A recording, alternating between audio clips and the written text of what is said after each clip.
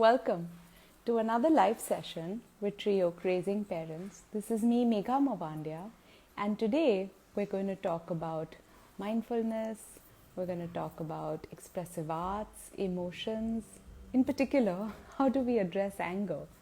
I know I feel a fair amount of it. My daughter has this habit of constantly asking questions. Now, the therapist in me knows where it is coming from. She has a need for control. She needs to know how she needs to be in control of a situation. But every time she's asking me questions, I am starting to feel a reaction and I come out in anger. No more questions. Not the best solution, but also a sign that we need to work through our own anger. We need to come with clear running water to be able to help our children through it.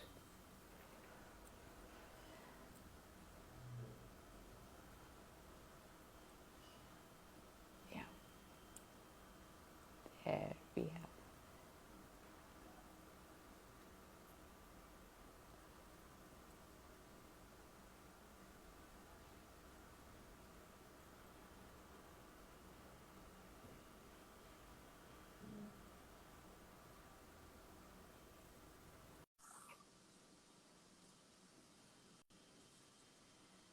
So, hi Lena, Hi, Megha.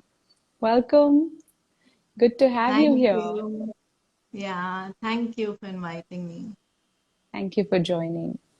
So, like I was talking about right now, I was talking about anger and how many times I myself get reactive and end Mm, up responding to a situation with anger.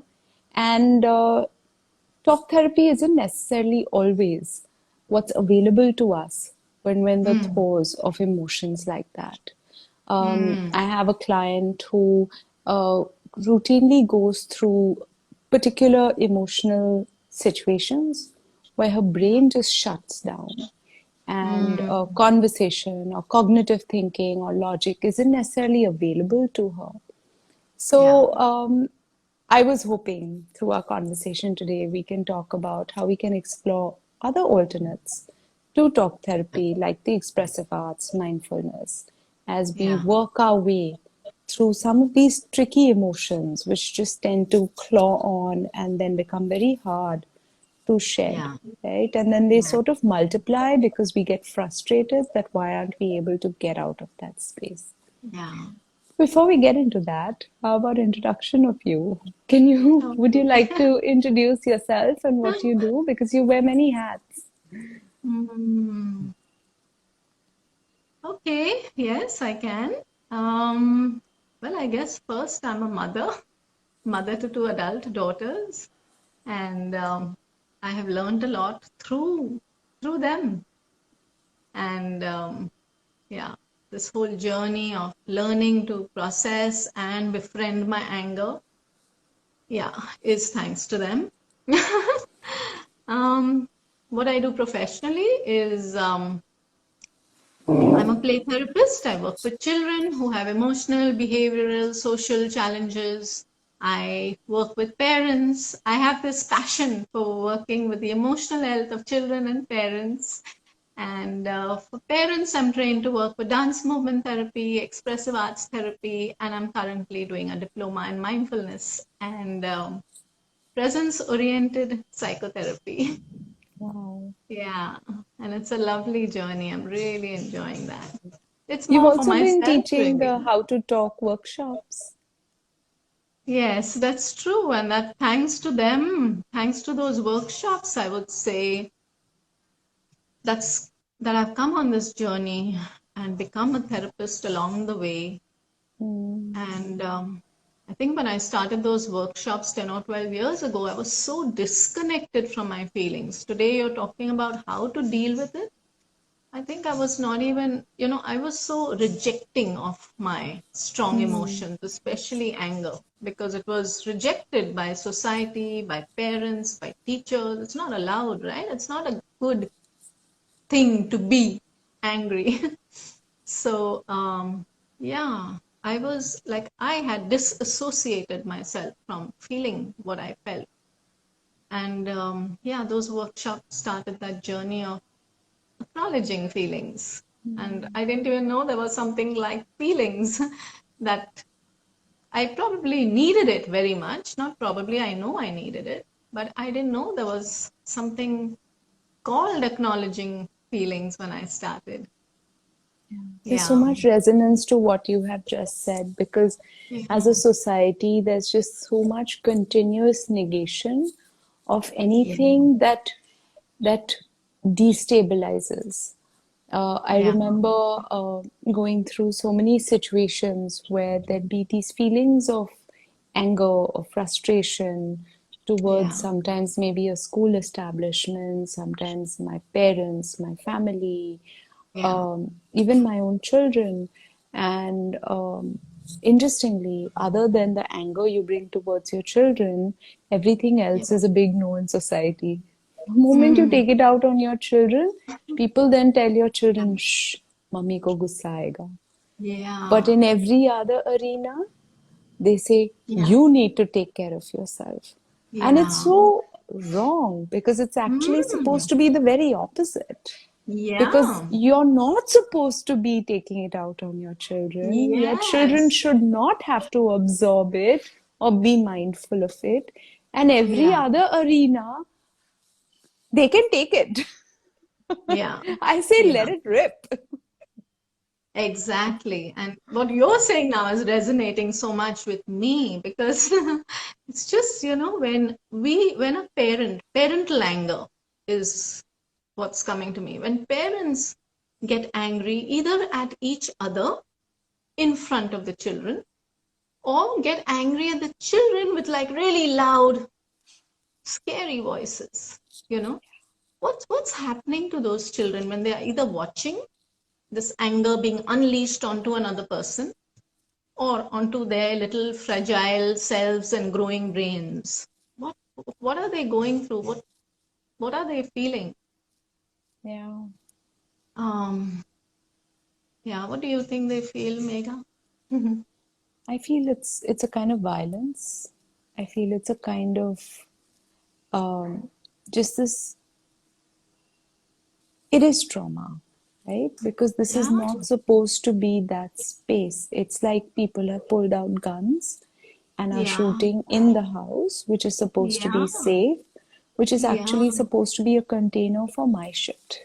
And now exactly. I don't have the capacity to deal with your shit. And Yeah, interestingly, not interestingly, actually, sadly, but paradoxically, children end up taking extreme responsibility to parents' emotions towards yes, that anger. They start, at least that's what I've seen in the work I've done, where they yeah, start to take responsibility for it, they start to tippy toe around it, they start to blame themselves for it. yes, And all of that can be very, very confusing because you don't yes, have the tools yeah, to deal with that, yeah, right? So they yeah, because suppress it children, and they don't even yeah, talk about it, yeah, or take it out on other weak ones, like the little which sister is or your the little story of brother. bullying. Yeah, Yeah, yeah, yeah, yeah. absolutely. Yeah, and they're feeling scared and frightened. And like you said, there's in a place which needs to be safe, there is the parent which needs to be the source of safety becomes the source of terror. Yeah. And yeah, and they're left with I mean, why say they? I was also there, but anyway, yeah, we are We were left all with, there.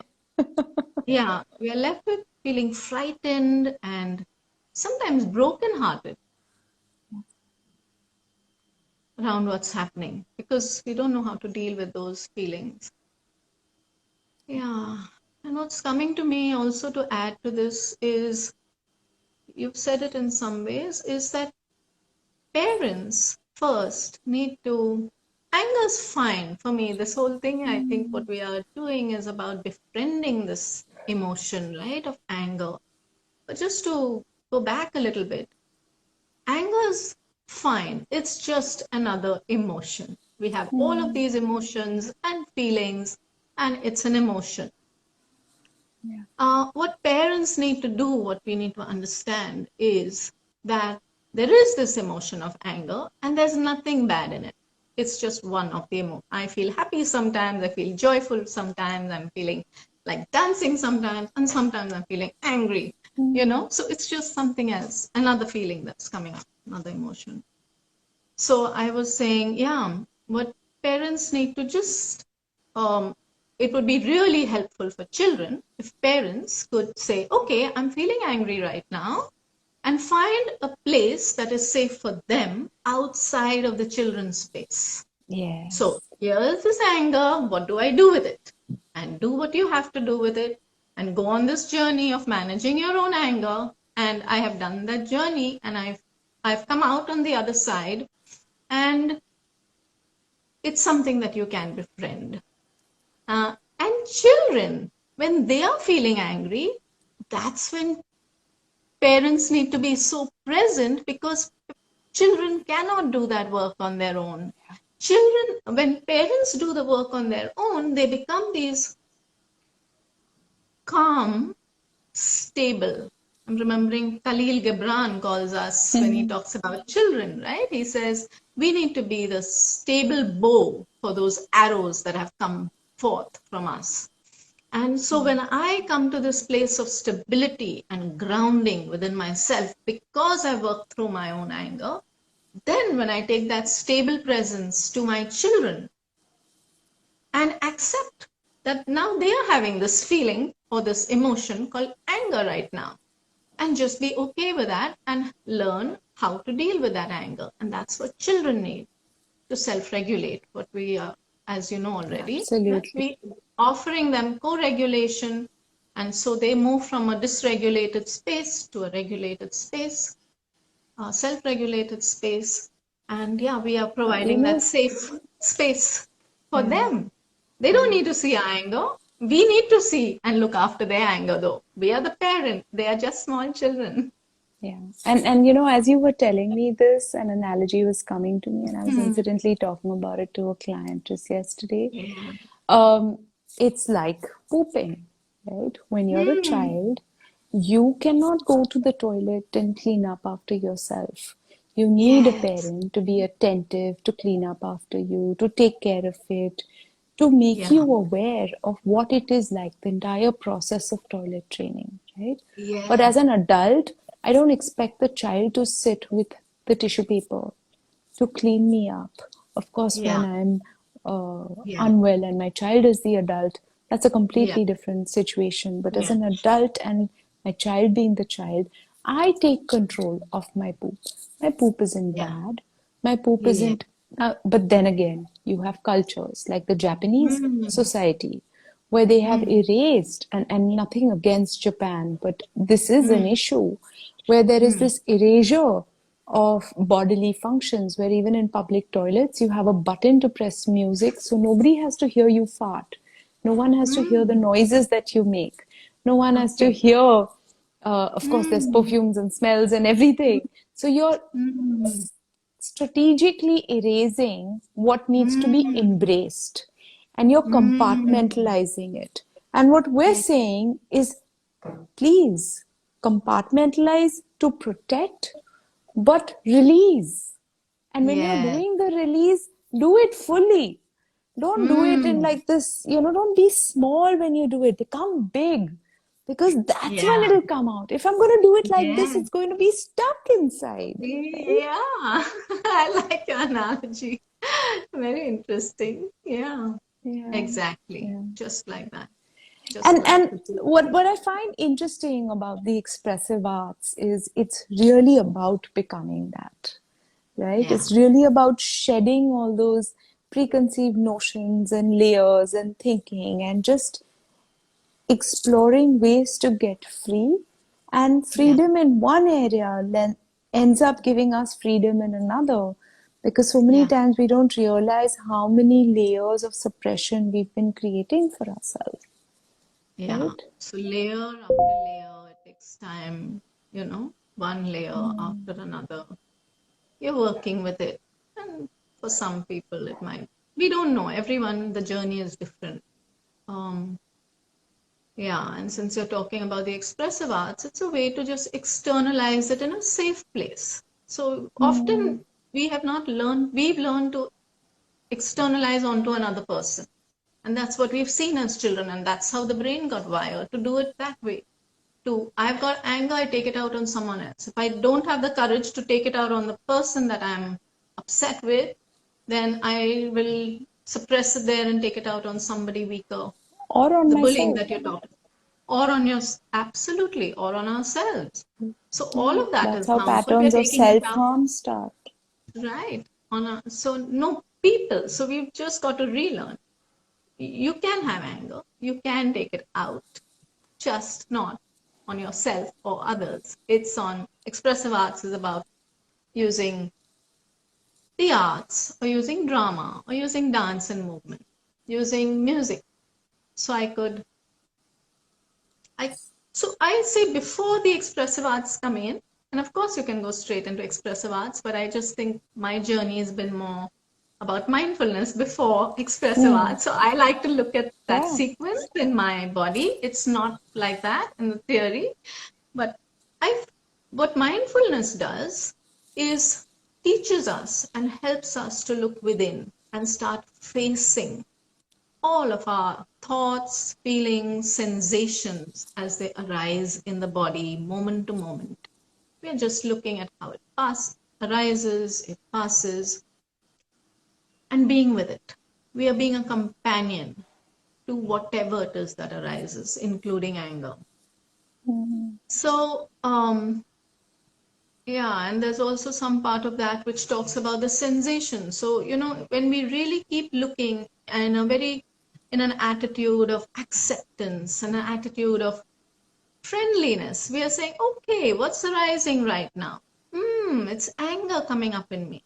So you're just kind of almost stepping back and noticing what's happening. You're not Hmm. getting consumed by it, which you might also, then you're noticing how you're getting consumed by it. So you're noticing Hmm. everything that's coming up and you're being okay Hmm. with everything that comes. Or let's Hmm. say earlier I said I was disconnected. I could not look at it. So then you're noticing that, oh, I can't look at my emotion. I don't even want to look in my body. I want to only think and be cognitive, and it's really hard to look inside my body. That also is mindfulness because you're becoming aware. You're bringing awareness to whatever is happening within you. And then you become aware that, okay, it's really hard for me to get into my body. It's really hard to face my feelings. So the idea is to, instead of turning away, which many of us have learned, either through suppression or through distraction or through, right, some other way, it's to relearn how to face those feelings that are coming up. And since we're talking about anger, face the anger that's coming up and notice it on a sensational level Yeah. Yeah. and So, feeling level. if I may use again, I like to use analogies because I feel it helps Yeah. clear Yes. what can seem like very subtle concepts into Yeah. other ways. So, can we Yes. say that mindfulness is really the practice of taking out filters that we might Mm. have? People talk about rose colored glasses or just Yes. filters through which we're Yes. seeing things around us, and we start to believe that Yes. this is the thing. And then, as we get into the practice of mindfulness, we're able to separate the filter from the Yeah. event, from ourselves, and sort Yeah. of just become this other figure, like, you know, who sees it, who's able to Mm. observe it, who's able to distinguish between the things, sort of like a Google Map view. Instead of me being Mm. in it, I'm able to get a Mm. longer perspective of where I want to go, how I want to go, what I need to do to get Yeah. there. So it's sort Yeah. of like the mapping of then the Yes. work you do. So Yeah. now I can even understand why for you it's Yeah. sequential, because it's the Yeah. mindfulness that brings the Yeah. awareness, which Yes. then the expressive arts might allow to release. Yes. To express, to externalize it. So I say, okay, what is it that's coming up right now? And I'm seeing it's, okay, I'm really feeling so angry. And I might want to say, okay, where in my body am I feeling this? Can I really see what is coming up? Oh my God, I see it as a fire in my belly, maybe. Or I see it as a beating of my heart, or whatever it is. It comes up in so many different ways, but just noticing, okay, this is what I'm noticing right now. And of course, it's much more than that.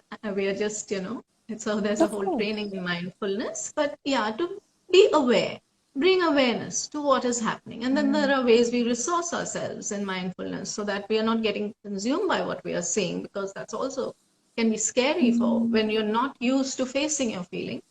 Then you go, so you do it with a professional initially, even mindfulness, to learn it and to kind of allow yourself to process whatever's coming up for you. And also to resource ourselves through things like grounding, through breath, through our senses. All of these help us to ground. So you're noticing what's happening, you're also grounding. And if we were to bring in the expressive arts, then also expressing. So you externalize. If I want to externalize, let's say through arts, I might take a piece of clay and I might just want to punch it. That's it. And I'm feeling angry. So let's say I want to take out my anger and I just punch the clay. So I'm just externalizing. But that's safe because the clay is soft. I'm not hurting. I'm not punching my table because then I'm hurting myself. I'm punching clay. It's soft. So I'm still taking out my anger, but I'm not hurting myself because, as you said, I'm important and not even myself, right? That's self-harm. So in the arts part of the expressive arts is clay or writing or coloring, but it's not about creating, even in coloring, not creating like a beautiful drawing. Yeah, it's about I can take a crayon, I can take a piece of paper and I can just poke holes in it because I'm feeling angry. So I'm expressing my anger. I'm not drawing some beautiful drawing. I'm just poking holes. But it's better to poke holes in the paper than to poke somebody else because he's made me so angry or she's made me so angry, right? So doing it on something that's safe. And if I were to, let's say, use dance movement to express my anger, what I tend to do is I would play instrumental music. And I learned this when I trained with Kolkata Sanved. And I feel I use it almost every day, not because I'm angry, but for all of my emotions. So now anger is not there so much in my life, but so many emotions. I just play the instrumental. But there were times I've done it with anger. And one of the beats I used to like to listen to were the African drums, and I'd play those and really, express my anger and dance like in a really agitated way to to those beats of the So it drums. doesn't have to be coordinated, right? We have a question here that when you're talking about this dance, does it have to be That's coordinated? interesting. Yeah, no, it doesn't. In fact, you can do it without music. That's one way. You're just expressing your feeling. Yeah. If you put on music, you don't really have to follow the music. You follow your body, follow your emotion. Maybe the music just helps you ground, or it just helps being there to accompany you on your journey of expression. So yes, it does not have to be coordinated, sing the way. It's dance therapy and not dance, a structured dance. Yeah. And just to talk about the other two modalities of the expressive arts, we said arts, dance and movement, then there's drama.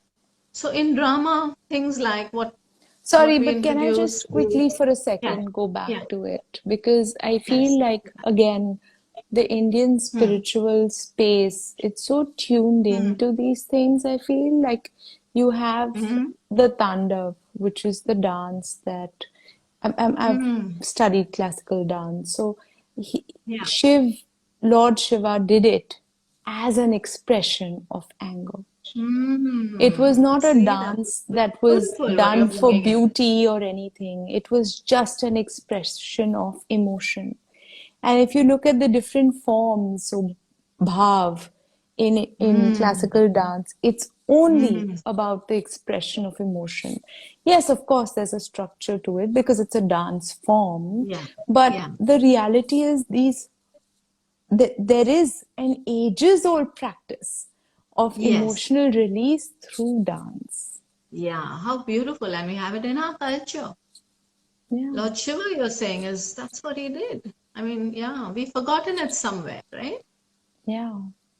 And Yeah. he made such beauty out of anger, Mm. Mm. right? And Exactly. it was not about box it up and don't allow it to come out. It was Yeah. about, yes. In fact, Yeah. again, it reminds me. So once, when I was visiting a therapist when my children were Mm. really young, and my husband was Mm. sitting over there and complaining to the therapist, saying, she's always very angry. And she just Mm. looked at him and she said, but I think she's protesting. And can you look at the anger as a protest? And it was, Mm. it just felt so held that yes, I Mm. didn't have to suppress this anger. It was Yeah. expressing something. And now you're Yeah. telling me that expression can also look like dance, can also look like Yeah. art, can also look like Yeah. just getting messy, Yeah. maybe going for a run. So many Yeah. things. Of course, there are Yeah. ways in which we can use these therapeutic things in our home, but Yeah. to do it with a therapist would allow Mm. me that container to help Yes. me work through the layers of these feelings, right? Yeah. Yeah. Yeah, absolutely. And what you said about the little girl protesting. Yeah, there we parents need to learn to really be able. So when we do our own work, going to the children, then what happens is when I'm in that space as that stable bow, I am able to listen through their anger. I don't get Mm, carried away by their anger because I'm no more carried away by my anger. So I mm, can just listen through the anger to hear what are their needs, what are their feelings in the moment. Okay, the feeling is anger, but what is the need behind this anger? And attend to that need. Yeah. yeah. Is listening to music counted? So what is the intention? I guess that's what you need to ask yourself. When you're listening to music, what is your intention? Are you listening because you like the lyrics of the song? You like, or it's bringing back some memories. I used to listen to this at this time in my life, and that's what it's bringing back. That's all great and good for feeling well. Um, when it's therapeutic, I think there is an intention to look at what you're going through right now in this moment, your own thoughts, your own feelings, your sensations. That comes in some way. Then, yes, uh, yeah. So, not listening, you're doing something with that, with the Yeah. music playing in the background. Wow. Though listening to music might be a feeling Therapeutic. like you feel well, but it could also be a distraction. So, often some people are feeling angry, they don't know how to deal with that, don't know how to face that. So, you listen to music to distract yourself. Yeah. So my mom was one of those, and the radio was on throughout the day in our house because she Mm, didn't know how to deal with what was coming up. So that was a distraction. mm. So yeah, just to be aware of what you are doing, why you're doing it, what is the intention. Wonderful. So, we're going to be learning a lot Hmm. more about this in your workshop, right? It's, I think, another 9 days away. It's on the 9th. Yes, yeah, that will be And fun and I think exciting. I'm personally really looking forward to it, and going to make Mm. sure my daughter's also part of it, because I feel like so many times, particularly for teenagers, it becomes so hard to Yeah, work through emotional release because we don't have the words for something. Like, I have so many clients who yeah, say, but I don't have the words. I don't yeah, know how to express it. And yeah. I know that I don't need your words for you to express it. I Mm. just need you to feel connected to it. And Yeah. we don't need to use words if that's not your preferred mode. We can use so many No. other forms, and we're going to explore that Ah, in the yeah. workshop, right? Yes, absolutely. We don't need the words. Yeah. What's coming to me when you're saying we don't need the words, just this recent studies, well, not so recent, but studies show us that in communication, and even when we're expressing emotions, it's communication. We are communicating that, right? in communication, 55% is through the body and 38% is through voice, the tone, pulse, or intensity, and only 7% is through words. Wow. So really, we are non-verbal beings. 93%. So if I sit like this and say, "Yeah, tell me, Megha, what are you talking about?" Doesn't everybody sense that I'm not listening to you, or I'm not really interested in this live show? So the body's talking. That's 55% of the communication. Or if I just say, "Yeah, yeah, say quickly. What are you saying? What's your next question?" My voice is telling you that I'm not interested. That's 38%. So, yeah, and we are so dependent on our words, the words aren't really needed. I mean, not that they're not needed at all, they're needed, No, they but have their place. honestly, my bread and butter is talk therapy, and yet I completely understand and agree with you that I have clients who notice how my hands are crossed, or how I'm Yeah. looking at them, or what expression I'm making. And there are times when it's the afternoon, I've eaten too much food, and I might have a micro yawn, and Yeah. that has meanings for them. So Yes. even in the session, as a talk therapist, I know that there's Yeah. so many layers of communication I'm doing which are beyond what I am Yeah. speaking. And of course, when Yeah. I'm listening to them, beyond what they are speaking. Yeah. Because we're doing these skills of double listening and listening behind what is being spoken and what is not being spoken. Yeah. So I completely agree with that, and that's really Mm-hmm. powerful. And I'd love to share it with people. So could you please share this information with me, because I'm gonna write it Yeah. out in one of our posts. And Yeah. yeah, uh, looking forward to our workshop, Lena. And Yeah. thank you so much for joining us today. Yeah. Yeah. And And thank you maybe all. the ones who come for the workshop, perhaps you'll announce it, but they come with a box of crayons and some sheets of paper. Yeah, we'll announce that. Yeah. All right. Lovely. I'm looking forward to that. Thank you. Have a great Okay. weekend. Yeah, you too. Thanks, Megan. Thank you. Bye.